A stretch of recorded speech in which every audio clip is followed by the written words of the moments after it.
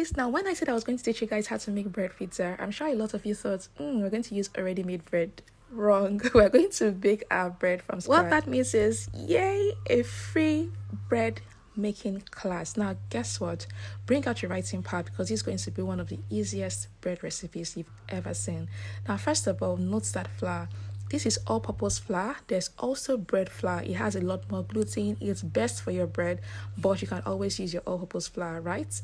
Now I have my sugar. I'm also going to be using that in this recipe.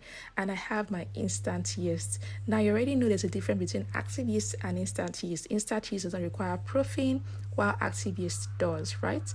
Now I have 2 eggs. I'll be using 2 eggs for this recipe, and I'm going to be using full cream milk because I'm making sweet milk bread. Now I have my butter. I'm pressing it for you guys to see that it's at room temperature. Please do not use frozen butter for this recipe, right? Lastly, we have our salt. Now we can start baking. Okay, now we have our flour already sifted. I'm going to add a cup of sugar. I'm going to have half a tablespoon of salt and about 2.5 tablespoons of yeast. Please note that measurement. Now you want to always mix all your dry ingredients together. Now if you want to use powdered milk, please note that you should also put it in at this point. It's also the same quantity as our liquid milk. Only the water content will be different if you're using powdered milk. Now that I have it well incorporated, I'm adding 2 eggs into that mix, and then I'm adding a cup of milk. 1 cup of milk. Now this milk again should not be hot. It can be warm, but room temperature is equally fine. Please do not put in cold milk. Now I'm putting half a cup of warm water. Once again, do not use hot water for your baking. It's going to kill the yeast and you will now find out that your bread will not rise. Now I'm using this hand mixer. This has the opportunity for you to put in that dough knead handle, and that's why I was showing you guys what it looks like. This is different from the whisking one, right? Now you're going to mix it from the inside out. Notice I'm stirring it first at the middle and then slowly moving towards the edges. Please note that you can always use your hand to do this mixing. This is for those who have hand mixer, or if you have a kneading machine, right, you can equally do that. Now I sped up that process just so you can see the way I'm mixing it, and once it is almost ready, I'm going to begin to put in my butter. Now once again, I showed you how soft your butter should be. It's exactly what you want it to look like. I'm going to be using 1/3 of 200 grams of butter, and I'm going to put them at different intervals. You don't put them all at once because you want it to be properly incorporated into that dough, and that's why we put it in bit by bit, right? Now I have that one going in.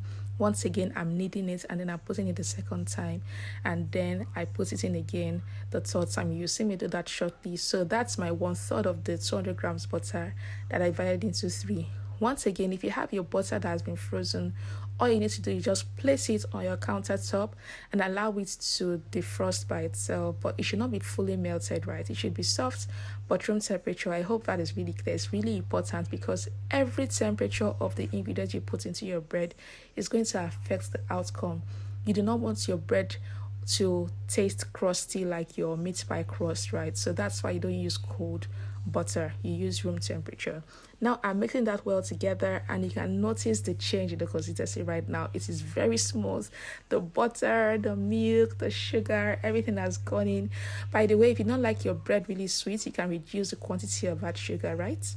Now I'm just sprinkling some flour on the top. I'm going to press my dough. Once it bounces back like that, it shows that you've probably kneaded your dough. However, if you press your finger into that dough and it doesn't bounce back, please continue kneading. It means that the gluten has not been activated enough and that bread will not rise. So please always take notes. I always do it just so you see it rise. And look at that once again. It's going to bounce back up to you, and that shows that you're good to go. Now the next thing I'm going to do is to pour in my olive oil. Now why am I using my olive oil? You just want to grease up that bowl so that when it rises it doesn't stick to the edges and you don't lose as much dough. I want to also rub some of that oil on my hand, and I'm going to rub it around my dough and also around my bowl. That's the reason why I'm using my olive oil. By the way, you can use vegetable oil if you don't have olive oil. That's also a very good alternative. Now you can see how it's nicely forming into that bowl. I'm just shaking shaping it. There's nothing here. I'm just shaping it together and ensuring that olive oil touches every part of the dough so that when it rises, it doesn't stick to the edge of that bowl. Now I'm covering it up with a foil. Please, you don't always have to use a foil. You can use a cling film like you saw me use in the pop-up video, or you can use a cotton cloth, right? You're going to cover it up, and I always like to place mine in my oven. Now the oven is not on, you're just going to place it there because it's warm and there's really no air there, right? So you can place it in a warm place so it can rise for about 45 minutes. Now because I used a smaller bowl, you can see how that stuck up to my foil, so you can use a bigger bowl when you're making yours. Punch out that air. You're going to now put your flour on your board or on your counter surface. Pour in that bread dough because you want to begin to shape and cut it out. Make sure you get the air out before you begin to shape it into whatever bread shape you would like. Now here is me just shaping it well because I want to cut it into 2 equal halves. Now the flour on the board is to ensure it doesn't keep sticking to your hand or the board, so you also want to grease your hand with the flour because you're going to be shaping it into whatever you want. You can also use oil, but I just prefer using flour instead to grease my dough, my board and my hand. Okay, now you can see me use my palm to flatten that dough. You can use a roller pin to do this, that equally works, but I just love using my hand sometimes. It loves getting there. Yeah, baking, guys, so I love the mess sometimes. It just makes me feel really close to the dough, if that makes any sense to you guys. So yeah, I'm lightly shaping mine. This is the shape I want because I'm going to be showing you another recipe, which is the part 2 where we make the actual bread pizza, and I wanted the shape of my bread to be like this, and that's why I'm shaping it like this. Now let's talk about the baking bowl. It's my ovenware. It's made of glass, but it has been made such that it can resist heat, right? And then it works. It won't explode in your oven. So you want to make sure that if you're going to use glass ovenware, make sure you read up on it and check for the one that you can buy. However, a baking pan equally works. It's available everywhere. Anywhere they sell baking ingredients, you'll find a baking bowl. Now I put some butter here and I'm putting in some flour shortly after.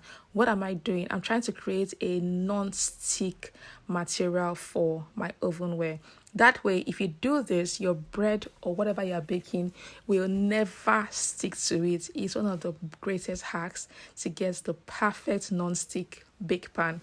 Now, if you don't have a baking sheet, this is very good for you. Otherwise, you can just get a baking sheet from your store. Now I'm covering that up and allowing that to rise for another 15 to 20 minutes. And this is the second part of my dough. I'm going to now shape this into a different shape entirely, into what you call your burger bun that you see everywhere. So that's what I'm doing. So I cut it out first, and then I'm going to be pinching the edges together and put it in at the middle, as you can see me do here. And then I'm going to now tuck it in because I want to get this lovely round shape. Now you can see me move my hands together just so that any excess at the bottom can be cut off, and this is what we have.